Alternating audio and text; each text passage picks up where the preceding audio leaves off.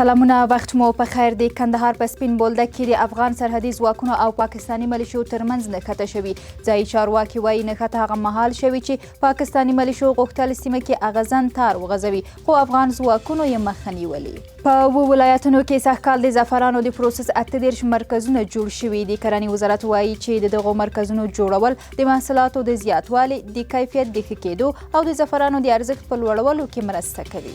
د کونړ ولایت مقام پر ودانۍ راکټي برید کې 14 حافظان ټاپیان شوي. روغتیایي چارواکي وایي ټاپیان شوي ډیری د قرآن کریم کم عمره حافظان دي چې د 4 روغتیایي وضعیت د اندېښنې وړ دی. کندهار کې د $1 میلیون په پانګونې سره د پی وي سي توکو یوې فابریکې فعالیت پیل کړ. دغه فابریکه په ورځني ډول د 15 ټنه پی وي سي پایپ د تولیدولو وړتیا لري.